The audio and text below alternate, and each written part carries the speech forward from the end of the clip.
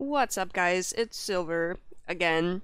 Yeah, you're gonna be seeing a lot more of me in the next few weeks. I'm sorry.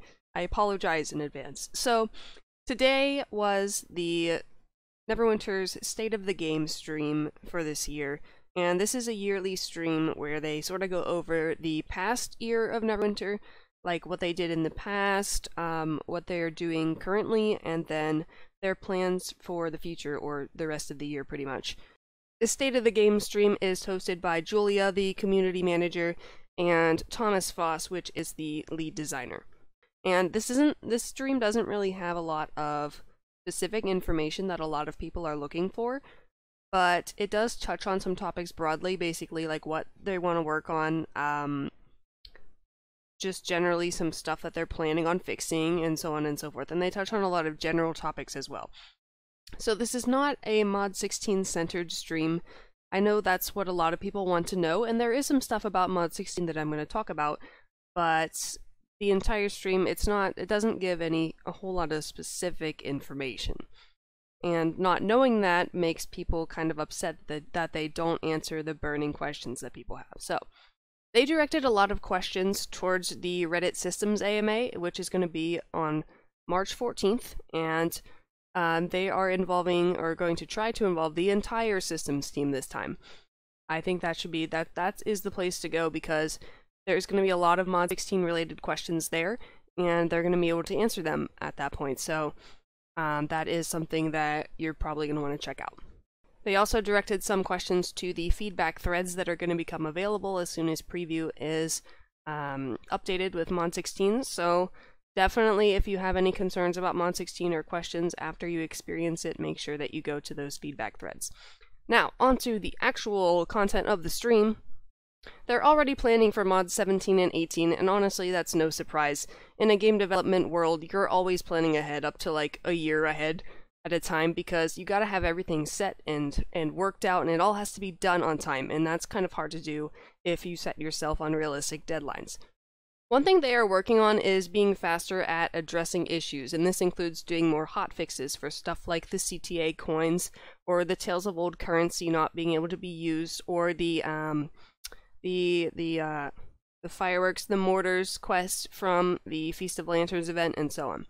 And they're going to be opening up the newer events. Oh, by the way, there's going to be more new events this year, and they're going to continue opening the new events to preview first so that we can test and help them fix stuff before it goes live. And they did this with Tales of Old, and they're going to continue doing that throughout the year. As far as events go, the 5th year anniversary last year was big, super huge. But the 6th year is not going to be as big because it's not quite as impressive of a milestone as 5 years is.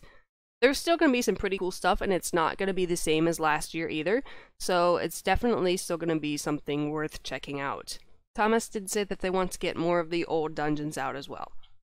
I noticed in the chat that a lot of people were asking about strongholds, and to be honest, that's one thing that I am pretty disappointed about, because they didn't really touch on that.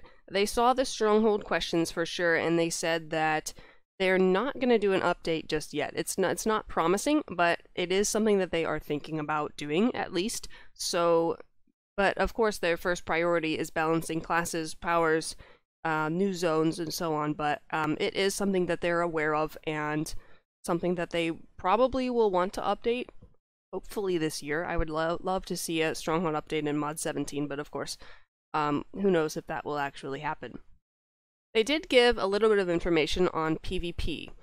An update to PvP is on the schedule, but they can't update it until all the powers are balanced properly. One thing they are looking into is item level based PvP. And that was something that somebody suggested in the chat, and Thomas said, oh yeah, that is something we've been experimenting with, but we don't know if that's actually going to make it on live or not. It's just something that they're aware of and have tried out. Thomas also hinted that the fighter, or formerly Guardian fighter, is very survivable in PvP currently in Mod 16. I mean, of course that could change by the time it goes to preview or live even, but it was something cool that he hinted. As far as new stuff goes, Julia asked if there was any new race or class planned for this year, and the answer that Thomas gave is just a flat yes. Not which one, we don't know if it's a new race or a new class, but it's a yes to one of them, or maybe both, we don't know. But he did say that it is not in Mod 16. So that could happen at any point after Mod 16 is released, and we don't know which one it is. He did say that they do want to make some beast-type races like Tabaxi, but they're currently unable to do so because of their body structure and the way that the models were created. They would have to go back and create a whole new model from the ground up, and then, of course, there would probably be issues with armor fitting on that model, so they would have to update every single piece of armor. It's kind of ridiculous thinking about it, but of course it would be something that's cool, and they acknowledge that it is something that they would like to do. Thomas said that they have ideas to make transmuting gear and weapons easier and more fun. He gave an example of retransmuting the same weapon over and over to keep the appearance, and it's annoying. And he said that it's something quality of life related that they are looking into fixing up, so it's possible that we will see that at some point this year. One thing that Thomas also hinted was that there is something really big planned for later this year. He gave no information about what it is, not even like a general, it's something related to strongholds or something like that. No information at all, just there is something really big planned for later this year. And on to the main course of the stream is Mod 16 related stuff. This is the biggest section on my spreadsheet of notes here that I took, because even though the stream itself was not dedicated solely to Mod 16, a lot of the questions that people were asking were naturally Mod 16 related, and so they did touch on some of that stuff. There is a new dungeon coming in Mod 16, and we don't know what kind of dungeon it is, or we didn't get to see anything or anything like that, but there is one. And going off of that, Thomas said that the loot table has been completely revamped for Mod 16, which includes better loot drops. And he specifically said that the loot drops are better. And that is something really great. I'm definitely looking forward to that, because, I know, we all love great loot, right? A big part of Mod 16 is standardizing how things were built behind the scenes so they can be more easily maintained and updated in the future. And they went over a lot of old code and fixed that up too.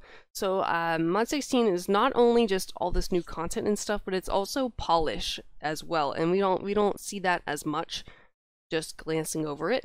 But Thomas said that his engineers have definitely been putting in a lot of time, and I believe it.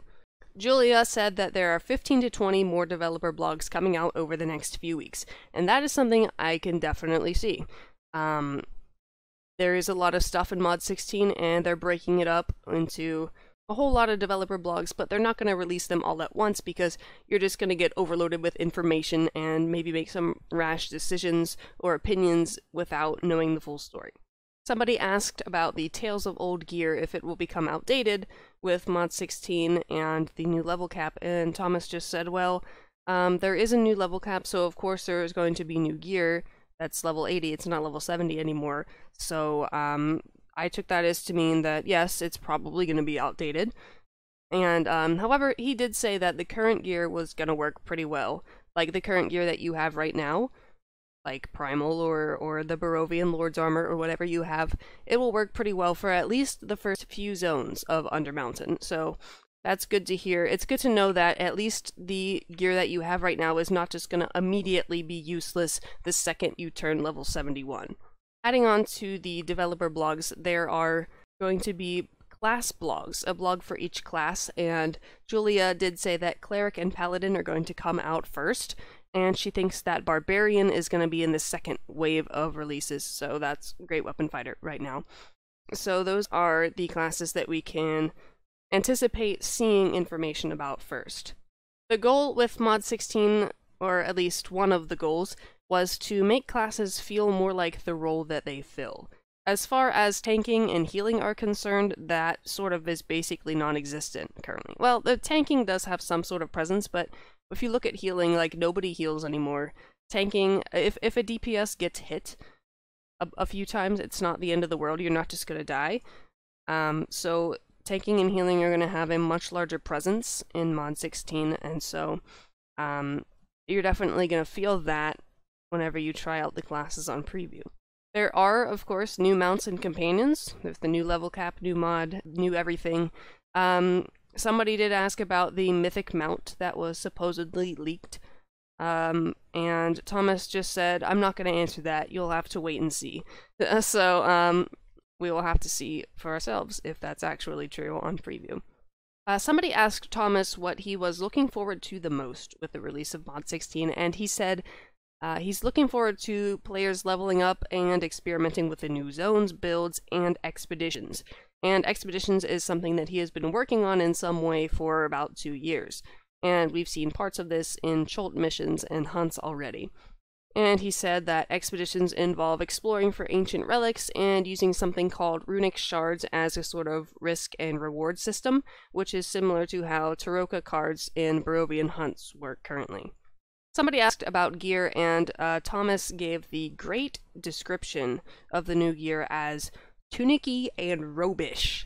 So that's the sort of style of gear that you can look forward to seeing. And that's about it for the State of the Game stream. It was only an hour. Julia and Thomas both had a meeting right afterwards, and Thomas actually said that he had 6 meetings after the stream was over, so they are very busy. Julia said that they were aiming for preview to open on Friday, which is March 1st, the date that they announced a few days ago, or a week ago, I guess, at this point. But it is possible that it won't happen. It just depends if their QA team decides that if it's ready to go on preview or not. So, thanks for watching or listening or whatever you did. If you want to get more information about Mod 16, I do have quite a lot of videos planned as soon as our NDA is lifted, so make sure you subscribe if you want to see that, and I will see you in the next video. Bye!